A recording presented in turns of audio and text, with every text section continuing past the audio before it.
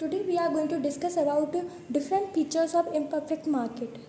Okay, so in imperfect market is divided into four groups: monopoly market, oligopoly market, duopoly market and monopolistic market. Okay, so पहले हम discuss करेंगे monopoly market. Monopoly market होता क्या है, उसके क्या क्या फीचर्स होते हैं. So it is a type of imperfect market. An imperfect market structure where there is only one supplier. जब किसी एक कमोडिटी का एक ही सप्लायर होता है तो उसको हम मोनोपॉली मार्केट बोलते हैं. Mono means one, poly means competition. अब इसके फीचर क्या होते हैं? किसी कमोडिटी का एक ही सप्लायर होगा मार्केट में. और ये क्यों होगा? क्योंकि बैरियर्स होते हैं फॉर एंट्रीज के लिए. और ये बैरियर्स कौन कौन से हो सकते हैं? कैपिटल बैरियर हो सकता है, लीगल बैरियर हो सकता है, टेक्नोलॉजिकल बैरियर हो सकता है, एक्सेट्रा. तो जब केवल एक ही सप्लायर होता है किसी कमोडिटी का तो वो मोनोपॉली मार्केट होगा.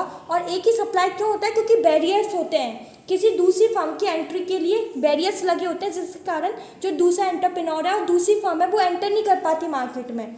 तो इसलिए उसका केवल उस कमोडिटी का केवल एक ही क्या होता है? सप्लायर होता है. तो इसके बहुत सारे कारण होते हैं कि कौन कौन से बैरियर्स होते हैं एंट्री पे.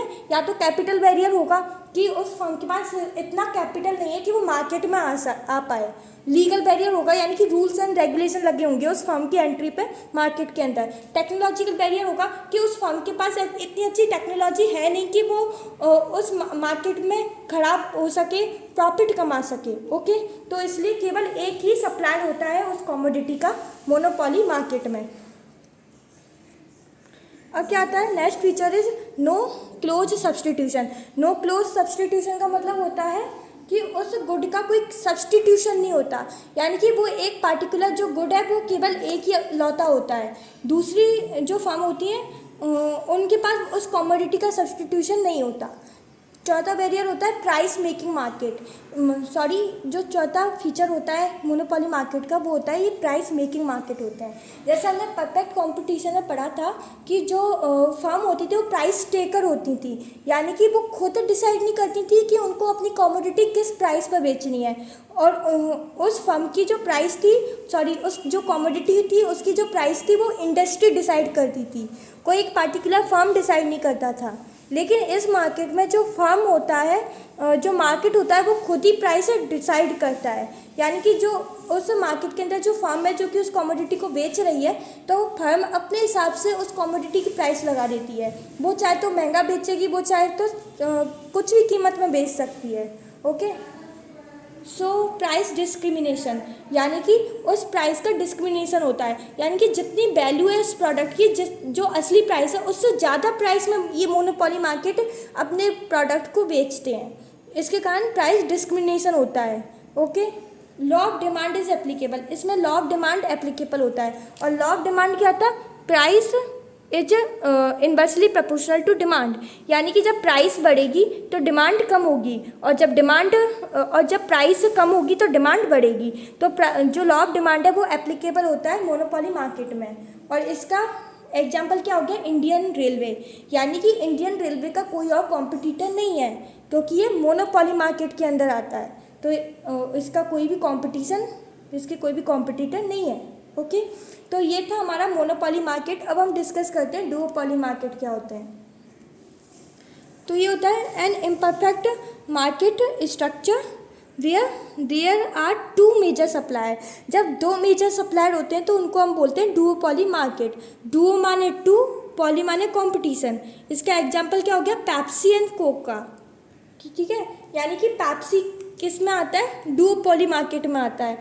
ओके, अब हमारा नेक्स्ट मार्केट आता है ओलिगोपोली मार्केट. तो ये क्या होता है? A market structure where there are few players but big players. इसका मतलब होता है कि जब फ्यू सप्लायर होते हैं किसी भी कमोडिटी के पर वो बड़े बड़े सप्लायर होते हैं. यानी कि बड़े बड़े मार्केट होते हैं. इसमें ऐसे मार्केट में जो सप्लायर होते हैं वो कम ही होते हैं लेकिन उनका जो जोर होता है, उनका जो दबदबा होता है वो बहुत बड़ा होता है. ओके, जैसे कि एविएशन इंडस्ट्री हो गया इसका एग्जांपल. अब इसके कैरेक्टरिस्टिक क्या होते हैं? इसमें फ्यू बट बिग प्लेयर्स होते हैं. यानी कि कम सप्लायर होते हैं लेकिन वो भी बड़े बड़े होते हैं. और ये होमोजीनियस प्रोडक्ट को ही बेचते हैं. ओलिगोपोली में होमोजीनियस प्रोडक्ट को बेचा जाता है. और ये क्या होता है? रिजिड प्राइसिंग होती है, स्ट्रिक्ट प्राइसिंग. मतलब कि क्या होगा कि ये जो मार्केट होते हैं अपनी प्राइस को स्ट्रिक्टली डिसाइड करते हैं, यानी कि ये नहीं करेंगे कि कोई अगर मान लीजिए जो फर्म है किसी एक कमोडिटी को किसी एक मार्केट है उसमें 5 फर्म है और वो 5 फर्म होमोजीनियस कमोडिटी को बेच रहे हैं, उनमें से किसी एक फर्म में यदि प्राइस को बढ़ा के वो कस्टमर को बेचा है तो जो कस्टमर है वो जरूरी नहीं कि वो उसी फर्म से खरीदेगा, वो दूसरे फर्म के पास जाके उस कमोडिटी को खरीद लेगा। तो ये होता है हमारा ओलिगोपोली मार्केट, जिसमें रिजिड प्राइसिंग होती है और स्ट्रिक्ट प्राइसिंग होती है, यानी कि उन सब फर्म का जो प्राइस होता है उस कमोडिटी का, होमोजीनियस कमोडिटी का, वो सेम होता है और वो चेंज नहीं कर सकते। अगर उन्हें वो कमोडिटी की प्राइस चेंज करनी होगी तो फिर वो पहले आपस में कंसल्ट करेंगे, उसके बाद ही अगर वो सब फेवर में होते कि हमें इस कमोडिटी की प्राइस चेंज करनी है तभी उस कमोडिटी की प्राइस चेंज होगी, वरना नहीं होगी। हमारा लास्ट कॉम्पिटिटिव मार्केट आता है monopolistic competition. It is a type of imperfect competition such that many producers sell product that are differentiated from one another।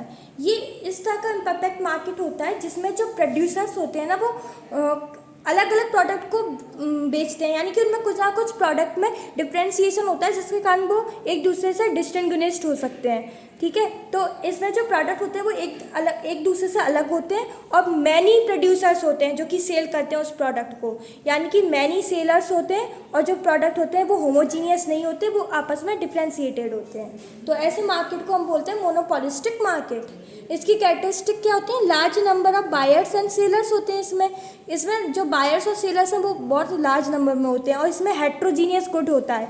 ठीक है, क्या होता है इसमें? हेट्रोजीनियस गुड्स एंड सर्विसेज होती हैं, अलग अलग गुड एंड सर्विसेज होती हैं और ये प्राइस मेकर मार्केट होते हैं। जैसे हमने परफेक्ट कॉम्पिटिशन में पढ़ा था कि वो प्राइस टेकिंग मार्केट होते हैं, ये प्राइस मेकिंग मार्केट होते हैं, यानी कि ये जो मार्केट है वो खुद ही अपनी प्राइस को बनाते हैं और कम करते हैं। Okay, involve selling cost. इसमें क्या होता है? अब देखिए जो प्रोडक्ट है वो एक दूसरे से हेट्रोजीनियस है, यानी कि डिफ्रेंशिएशन है प्रोडक्ट में, तो फिर इनको कस्टमर को बताना पड़ेगा कि हमारे प्रोडक्ट में दूसरे लोगों के प्रोडक्ट के मुकाबले में कितना अच्छा हमारा प्रोडक्ट है दूसरे लोगों के मुकाबले। तो इसलिए उनकी एडवर्टाइजमेंट करना पड़ेगा, उन्हें अपने प्रोडक्ट का विज्ञापन छापना पड़ेगा, उनका स्प्रेडिंग करनी पड़ेगी कि हमारा प्रोडक्ट और लोगों के प्रोडक्ट के मुकाबले कितना अच्छा है। तो उसमें जो कॉस्ट लगेगी वो सेलिंग कॉस्ट लगेगी। तो मोनोपोलिस्टिक मार्केट में सेलिंग कॉस्ट लगती है, लेकिन हमने परफेक्ट कंपटीशन के केस में पढ़ा था उसमें कोई सेलिंग कॉस्ट नहीं लगती, क्योंकि बायर और सेलर में परफेक्ट इंफॉर्मेशन, परफेक्ट नॉलेज होती है अबाउट द कमोडिटी। ओके, और इसमें लॉ ऑफ डिमांड एप्लीकेबल होता है। ओके, सो ये था हमारा मोनोपोलिस्टिक मार्केट। इसको हम एक एग्जाम्पल से समझ सकते हैं, जैसे अमूल का घी आता है और एक आता है पतंजलि का घी। तो उन लोगों ने अपना एडवर्टाइजमेंट किया जिसके कारण लोगों को पता चला कि किसका घी अच्छा है। तो उनने बताया कि हमारे घी में क्या क्या खासियत है, तो इसकी वजह से हमें पता चला कि कौन सा घी अच्छा है। तो इसको हम बोलते हैं सेलिंग कॉस्ट, जिसमें कोई कंपनी अपनी प्रोडक्ट का क्या करती है?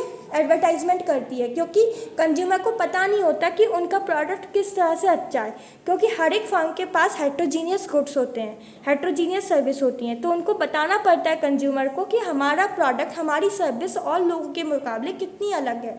ओके, सो ये था हमारा monopolistic market and imperfect competitive market. इतना आज हमारा ख़त्म होता है।